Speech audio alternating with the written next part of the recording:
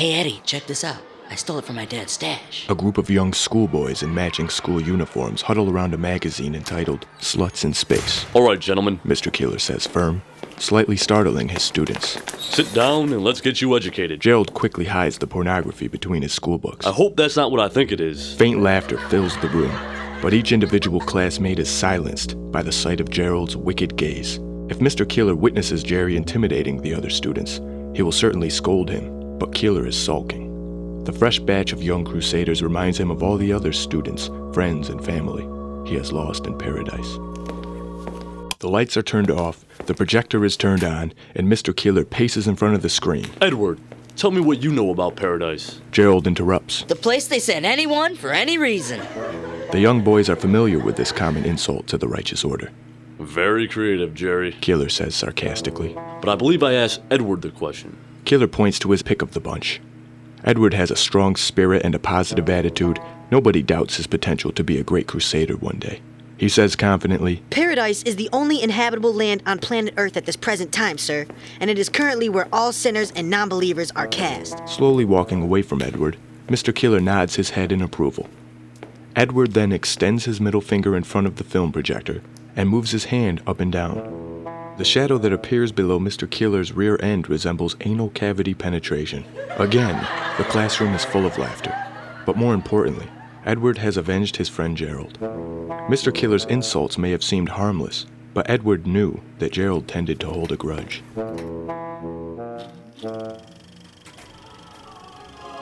The film is worn, like it had been used for centuries. Soon the opening text becomes clear. It reads, "The Righteous Order presents," with a cross cleverly woven into the logo. A poorly animated model of planet Earth appears, and the voice of a young girl says softly, "The history of paradise." Popular religious symbols hover around the screen in what seems to be a cheesy nuclear war reenactment. The girl's voice returns. After the Great Holy War, planet Earth could no longer support human life. Then the inflamed model of Earth is extinguished, producing a snow-like coating. A cross is raised from the bottom of the screen, and the camera reveals a preschool representation of a space station. Victorious, the Righteous Order inherited their new place of worship. Although the film is biased and manipulative, it is still the most truth these boys have heard in their young lives. The girl continues. A new era had begun, the space age. Every human resource was manufactured to perfection. Generations passed, and overpopulation became our only concern. Then, like a gift from God for our righteous faith, an opening appeared in a shell of debris that coated planet Earth. There was an island below. It was barely inhabitable, but suitable to be used. The projector is suddenly stopped. Just in time, class. They should be making a delivery now. With the push of a button, the curtains raise and the young boys flock to the window. This sight has been hidden from them their entire lives until now. A ruined Earth below, a large hole in the atmosphere, and a small ship passing through the darkness of space. Out of the window and into a transportation unit, we travel to a fresh batch of sinners and non-believers, currently cast to paradise. Doolittle presents Paradise BC, the legend of Tom King. Your beautiful life, your adolescence, these accomplishments will soon become your distant memories. eyes opening, vision focusing. The drugs used to sedate him are wearing off, and the other inmates are in similar condition. Just as the feeling returns to his limbs, his stomach shoots up to his throat. The falling seems endless. Shackles on his wrists and ankles are the only things keeping him from smashing into the ceiling. A screeching halt, a loud thump, a sudden stillness. The door opens and the prisoners are released. It is dark and silent. Lightning crashes, and the brief illumination reveals an old dock extending from the beachfront. In the distance, just offshore, a faded sign reads, "Welcome to Paradise." They race down the dock, trampling each other in panic. Massive waves crash viciously into them. An unlucky few fall into the treacherous sea and are swept away by the current to certain doom. One man hurdles the remaining survivors and quickly leads the pack. As soon as the first foot touches sand, a bright spotlight appears and blinds the group. He thrusts forward with his eyes closed, unaware that nearly a step behind him, the last two survivors have been shot to the ground. Regaining his vision, he looks back. In half a blur, he sees a rugged warrior emerge from darkness and grab his twitching captive. Suddenly, a projectile from the opposing direction strikes beneath the hunter and his prey, creating an eruption of flesh and bone. The spotlight is shattered, and he dashes through the pitch black. Only the flickering of lightning exposes the last living captive being dragged away. He barely makes it to the back porch of the closest shelter in sight. Exhausted and choking on air thick with debris, he collapses in shock. Is that your girl laying naked in the sand? Palm trees, blue skies. No, she's on your bed. You're painting her, trying to capture this moment forever. The door barges open. You are tranquilized. He awakes covered in sweat, not to mention blood and filth. The room is plain. One door, no window, a single locker, bed, toilet, sink, shower. Say no more. A quick rinse, the same dirty outfit, and he opens the bedroom door. Through the hallway, an old man speaks to him from behind a counter. Well, look who's walking. You know, I only passed that back porch to use the bathroom, so lucky for you, I had to take a dump. The front door creaks open and a man enters with a shotgun resting on his shoulder. In the blink of an eye, he is shot in the mouth, covering the door behind him in bloody bits of teeth and tongue. He knew the rules. The old man says, spinning his revolver into the holster as fast as he drew it. Happy, clean this mess up. Then a smiling young man appears from behind a display case, catching a wet rag that is tossed toward him. Still smiling, he wipes the door clean, slowly revealing a sign in bold letters. The sign reads, "Holster your weapon or be killed." So what's your name? The old man asks. Tom. Tom King. Tom answers, approaching the counter cautiously.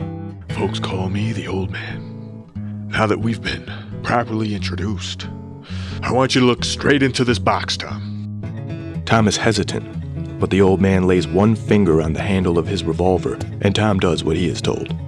He stares into the shining center of the machine, and a laser scans his eye. His vision is disrupted by glowing icons. That's your credit. Right now, you're worth nothing. Actually, you'll need this. He hands Tom a cloth. Without this over your nose and mouth, you'll suffocate in less than 10 minutes out there. But nothing here is for free, so you owe me. That means you're worth less than nothing. But good luck. Happy, show him around town. If I see him alive again, you'll be rewarded. Happy shoves the corpse outside the doorway, still smiling, of course, and signals for Tom to follow him. Watch your step, Says Happy, happily dragging the dead body into the road. Tom squints his eyes, adjusting to the sunlight. I've never seen Earth during the day. He says, mesmerized by the bright blue sky and faint breeze. He has a brief moment of appreciation before he is yanked back by Happy, saving him from a speeding vehicle. Unfortunately, the corpse is obliterated, covering Tom in more gore. Happy laughs out loud while pulling his bandana over his mouth and says, new friend. This is what they call Paradise Square. Take a look around. There is a fighting ring in the center, surrounded by old buildings and rundown roads. You can say that the entire square is generally vintage, with a hint of space-age technology. The air is dirty, but the bandana helps. Happy begins his tour. We just left the market. From here, Doc's office to the south. He points to his left. A barbaric man exits the building, clenching his new robot hand. He points straight ahead. There's a schoolhouse to the west, just past the cage. Then he points right. And Cesar's place to the north. Of course, to get into Cesar's place, you gotta fight in the cage. What's in Cesar's? Tom asks. Happy replies. Everything you can possibly want. Girls, drugs, gambling. A half-naked girl yells from the brothel window across the street. Hey, Happy, when are you gonna come visit me? Soon, my love. Happy answers. She winks, and Happy smiles so big his bandana can't hide it. Tom and Happy cross the street, approaching the cage. So that's your story? You're in love? She's just trying to survive, just like us. Happy insists. Tom looks up into the sky for a moment. Then he says, What's stopping you, Happy? Happy shrugs and says, I can barely afford to eat, and only gladiators get a freebie. Tom smiles, still staring upward. He says sincerely, Then fight for her, Happy. Nothing else is worth fighting for. Tom continues his days, unaware that Happy is leaving his side and entering the fighting ring. I miss her already. She was... But his daydream is interrupted by a giant hologram of Happy broadcasted directly above the cage. Speakers mounted all around the fighting arena blast the sound of a trumpet fanfare. Tom is now looking at Happy both in person within the cage and as a hologram above it. Clearly, Tom is concerned. A crowd gathers, and one man approaches the opposing entrance. He looks into a box, and the cage door slides open. I will fight for my love and win her heart. Happy's voice echoes throughout Paradise Square for all to hear. The challenger can now also be seen as a hologram above, grunting and making sexual gestures to the audience. Suddenly, a loud and the barrier between them is dropped. Happy's challenger lunges toward him. A swift kick reveals his abnormally long, rusty cleats. In midair, Happy catches his leg and tosses him headfirst into the cage wall. Hard rods coated in barbed wire rip the challenger's face wide open, incapacitating him just long enough for Happy to put him in a devastating chokehold. Struggling to breathe, blood pours out of the challenger's face until he goes limp, and Happy drops him in pity. The crowd cheers, and Happy skips toward the exit, very excited, and smiling, of course. Enraged, the torn-faced victim is suddenly standing. Tom screams, "Happy, behind you!" Then Happy turns around and prepares for his second encounter. A little too late. He is able to block a decoy kick, but by doing so, he merely opens his guard for an aerial roundhouse kick to the chest. The long, rusty cleat pierces Happy severely, and he drops to his knees in defeat. For the first time, Happy's face resembles pure misery. He falls to his stomach, and through the cage, in the distance, sitting inside the brothel window, he sees his girl for the last time. She winks and smiles sadly, shedding a single tear. And even during the agony of death, he attempts to smile back at her. But the challenger puts all of his might into a single stop, and Happy is practically decapitated. The crowd roars with delight, but Tom is furious. Happy seemed like a decent young man. Surely he deserved mercy. The bloody warrior gloats and begs for a new challenger to step into the cage. Everybody looks at Tom. They heard Happy refer to him before the fight, and they think Tom instigated it. He looks into the box. The laser scans his eye. The cage door slides open, and Tom enters the ring. The bloody warrior yells some primitive insults before the barrier drops, but Tom remains still and silent. At the sound of the warrior races toward Tom screaming, but Tom remains still and silent. A flying kick is heading straight into Tom's face, and Tom remains still and silent. Then, in a fraction of a second, Tom shifts right and just barely dodges the hit. He cut it so close that his ear is sliced open, but the minor injury is a small price to pay to get his enemy's leg wedged into the cage wall. Tom thrusts all of his body weight into one powerful kick to the kneecap, and the warrior's wedged leg snaps almost completely in half. He collapses in agony, but Tom shows him no pity. Tom pulls him up by his hair and begins digging into the wound on his face. One hard tug, and more than half of his face is ripped off, even exposing some of his skull. Tom then places both hands behind his enemy's head and smashes it into the cage wall. The defeated warrior is attached to the cage by his face and his wedged broken leg. There he hung for all to see, both in person within the cage and as a hologram above. Thus begins the legend of Tom King, the gladiator.